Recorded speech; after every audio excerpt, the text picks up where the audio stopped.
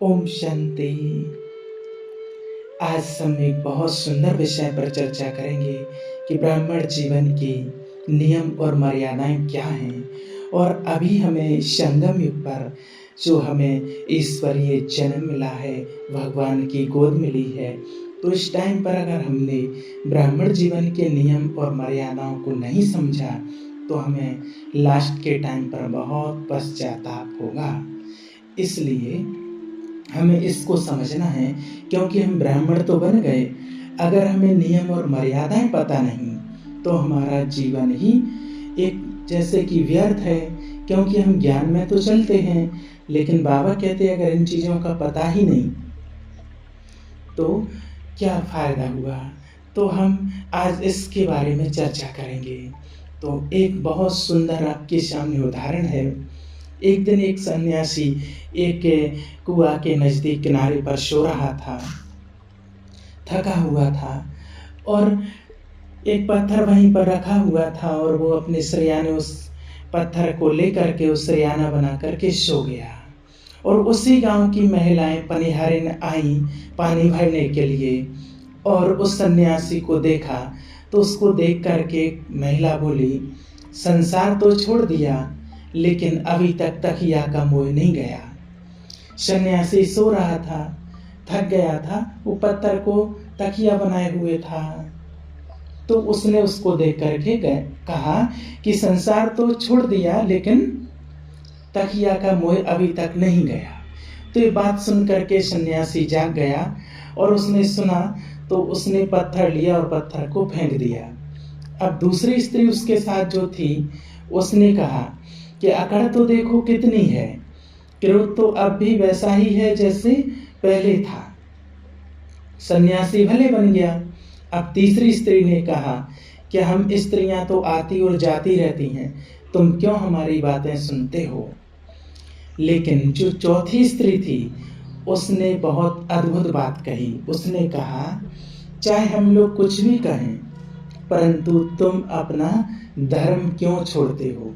चाहे हम गालियां दें, चाहे हम आपकी प्रशंसा करें, स्तुति करें, निंदा मान अपमान कुछ भी करें, लेकिन आपको अपना धर्म छोड़ने की क्या आवश्यकता है।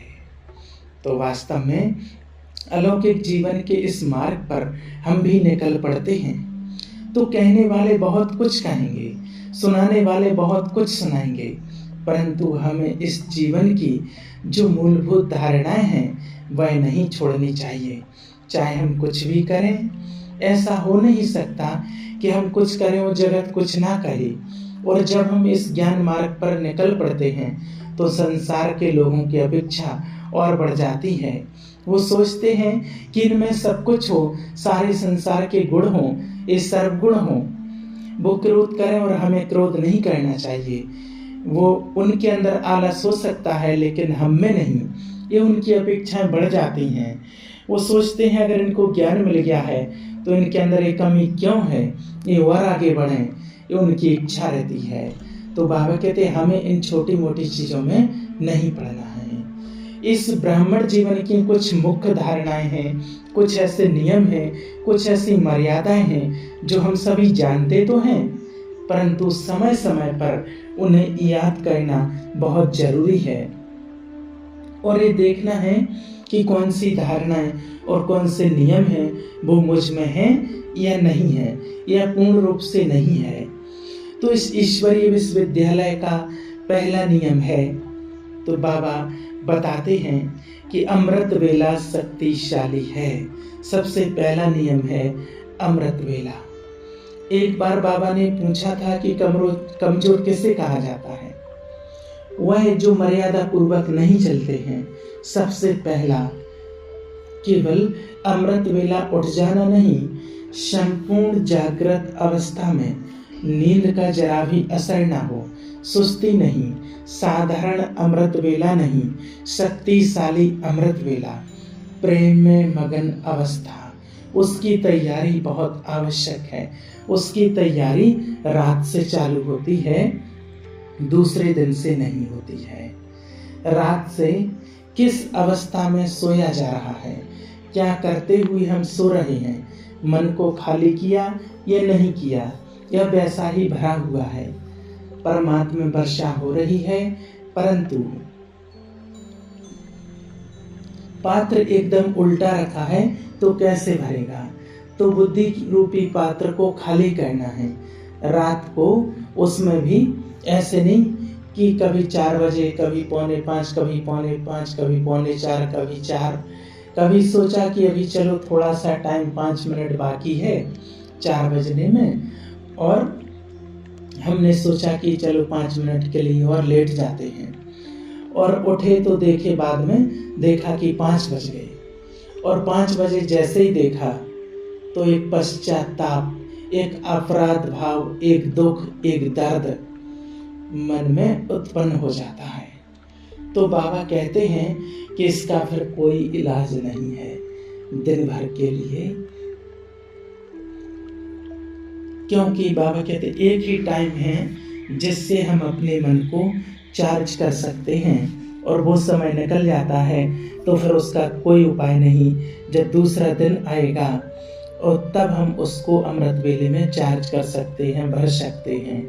इसके लिए बताते हैं, जैसे बड़े बड़े शहर हो, दिल्ली मुंबई शहर हो, उसमें जो पानी आता है नल के द्वारा, उसका टाइम फिक्स रहता है किस टाइम पर पानी आएगा।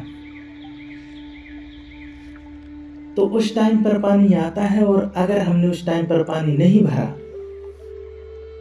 तो पूरा दिन फिरते रहोगे पानी मांगने के लिए, यहाँ पर वहां पर कहीं पर भी, तो पूरा दिन घूमते रहेंगे, क्योंकि हमने वो समय चुका दिया है, गंवा दिया है, व्यर्थ गंवा दिया है। तो ऐसे ही बाबा कहते हैं सुबह सुबह अमृत मिलता है, अमृत मिलता, और जिसने नहीं भरा तो पूरा दिन मांगता रहेगा कि हमें सुख दे दो, शांति दे दो। एक अव्यक्त वाणी में बाबा ने बोला था कि अमृत वेला स्वयं को प्रभु प्रेम से इतना भर दो, इतना भर दो कि दिन भर किसी भी देहधारी का प्यार किसी की खींच आकर्षित ना करे। इसलिए बाबा कहते हैं कि व्यसन तो कुछ भी बन सकता है, व्यवसाय हो, व्यसन हो, टीवी हो, इंटरनेट है, मोबाइल है, व्हाट्सएप है, ये बहुत गहरा चित्त पर हमारे असर छोड़ देती है। इसलिए बहुत सावधान। पहला तो बाबा ने बताया अमृत वेला मेन, दूसरा है मुरली। मुरली से हमें क्या पॉइंट उठानी है, मुरली तो बहुत पढ़ी है हमने, लेकिन अब हमें पॉइंट का चिंतन करना है।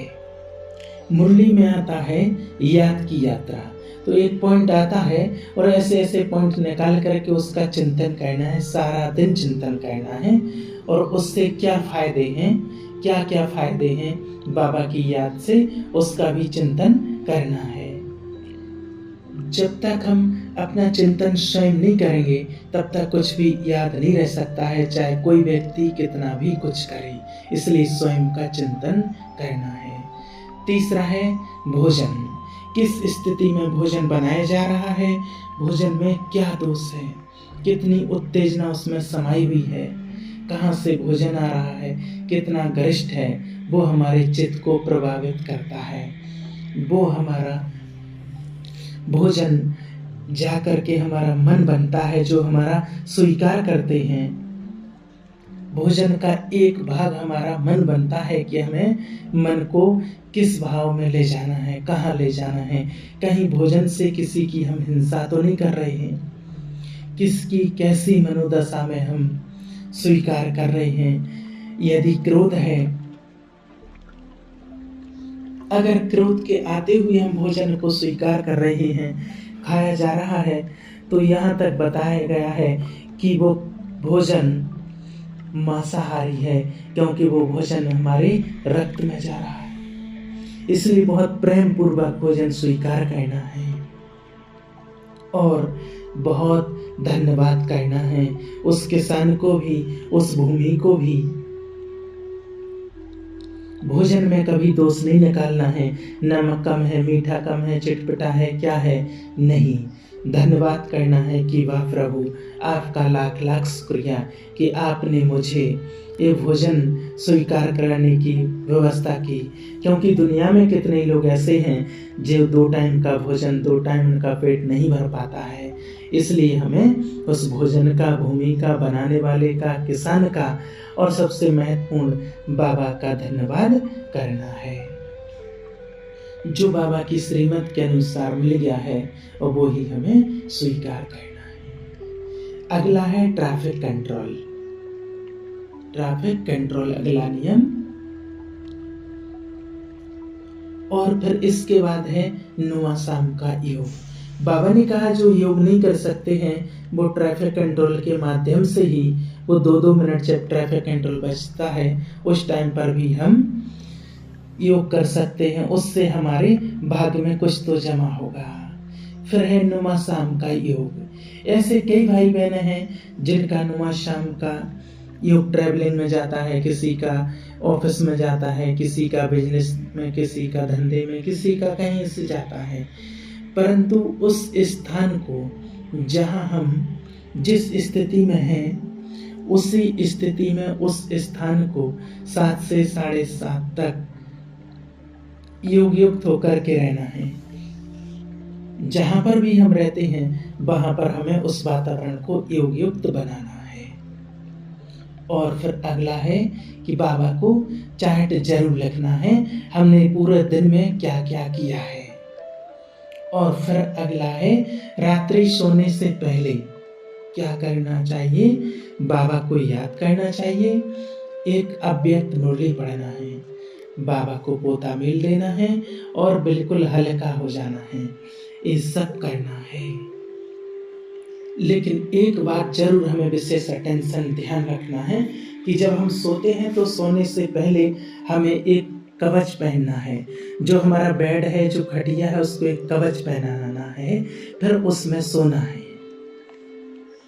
जो सपने आते हैं हमें, विकारी सपने आते हैं, डरावने सपने, गंदे बुरे सपने आते हैं, तो वो सपने ना आए, शुद्ध सत्व प्रधान नींद हो, उसके लिए हमें अपनी खाट को सकाश देना है, खटिया को, बेड को, जैसे उसमें सुरक्षा कवच निर्माण करना है। सौमान का अभ्यास करते करते हमें सोना है। सौमान हमारा कवच बन जाएगा। मैं अनासक्त हूँ, मैं योगी हूँ, मैं मास्टर सर्वशक्तिवान हूँ। और सबसे अच्छा है कि सोते सोते योग करते करते सोना है। टीवी देखते, मैसेज करते, बात करते, ये करते हुए नहीं सोना है, नहीं तो जो आज हुआ है वही कल होगा। इसलिए हमें धन्यवाद का भाव लाना है और ऐसा भाव करते हुए सो जाना है। ये बाबा ने नियम बताए हैं। ये तो नियम तो बहुत सारे हैं, बाबा ने बहुत बताए हैं, लेकिन ये कुछ खास हैं। अब बाबा ने बताई है मर्यादा। इस वही विश्वविद्यालय की सबसे खास मर्यादा है पवित्रता।